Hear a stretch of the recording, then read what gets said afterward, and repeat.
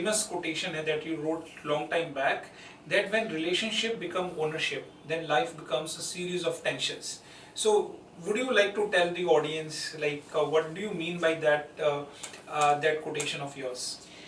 देखिए, रिलेशनशिप के अंदर ओनरशिप वाला जो इशू है, ज़्यादातर देखिए जो रिलेशनशिप है, शादी हुई, उन दो लोगों के अंदर जब शादी हुई है आपस में, तो उन दोनों लोगों में एक टाइम के बाद आते आते एक फीलिंग आनी शुरू हो जाती है, मतलब मैं इसका मालिक हूँ या मैं इसकी मालिक हूँ।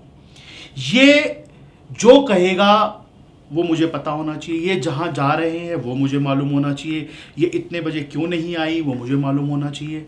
ये ओनरशिप वाली जो फीलिंग है, ये धीरे धीरे धीरे धीरे आप देखिए हर रिलेशनशिप में, हर रिश्ते में आप अपने आसपास नज़र मारिए, वो बढ़ती जाएगी। 6 महीने, 8 महीने, साल, 2 साल बाद आपको लगेगा बढ़ रही है रोज़। ये ओनरशिप वाली फीलिंग, क्योंकि इनसिक्योरिटी होती है कि हमारा हस्बैंड कहीं और तो नहीं जा रहा, किसी और के पास तो नहीं जा रहा, कहीं बाहर तो नहीं देख रहा, किसी और को तो नहीं देख रहा। तो ये इनसिक्योरिटी वाली फीलिंग जो है, उसको एक तरह की ओनरशिप जो है वो दिलाती है। ओनरशिप जब भी आपकी किसी भी रिलेशन में आएगी, वहाँ पर टेंशन क्रिएट होनी शुरू हो जाएगी। उस कोटेशन का मतलब यही है, शादी क्या है? दो जनों की पार्टनरशिप है। कोई दोनों का खून का रिश्ता तो है नहीं, कोई रिश्तेदारी तो है नहीं दोनों की। दोनों ने आपस में डिसाइड किया है कि हाँ, आज से हम दोनों साथ में रहेंगे।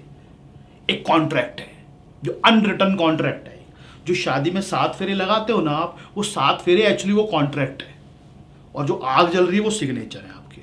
वो एक अनरिटन कॉन्ट्रैक्ट है। वो उस कॉन्ट्रैक्ट में ये लिखा गया कि दोनों साथ रहेंगे।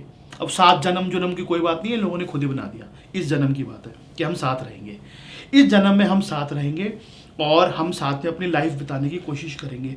लेकिन वहाँ पर जब ऐसी स्टेज आ जाए कि एक सामने वाला आदमी, कोई चाहे फीमेल हो चाहे मेल हो, ये सोचना शुरू कर दे कि मैं इस चीज़ का मालिक बन गया और ये मेरे हिसाब से उठे, मेरे हिसाब से बैठे, जैसा मैं कहूँ वैसा करे, जैसा मैं चाहूँ वैसा बोले, जब ये फीलिंग आनी शुरू होगी तो वो रिलेशनशिप जो है स्पॉयल होना शुरू हो जाएगा। और अक्सर ऐसा होता है, फीमेल चाहती है आदमी प्यार करे लेकिन सिर्फ मुझसे करे। ऐसा नहीं, जो अगर बिहेवियर है किसी आदमी का प्यार करने का, तो वो सबके साथ होगा। अगर एक आदमी खुश मिजाज है तो वो सबके साथ होगा, लेकिन वो कहती है हंसो, लेकिन दूसरी के साथ नहीं, मेरे साथ। ऐसा कैसे हो सकता है? बहुत बढ़िया। हंसना है तो सिर्फ मेरे साथ हंसो, उसके साथ मत हंसो।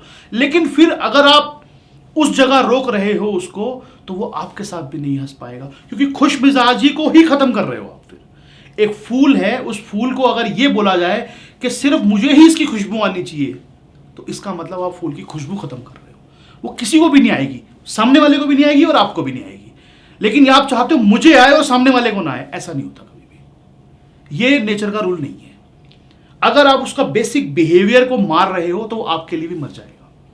तो उस कोटेशन का मतलब यही है कि रिलेशनशिप में पार्टनरशिप होनी चाहिए, दोनों हाथ में हाथ डाल के आगे चले लाइफ में।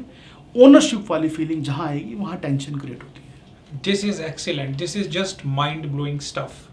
I think until next time we meet, thank you very much for viewing us, and we'll be back with more of similar content from Sunil Miklani.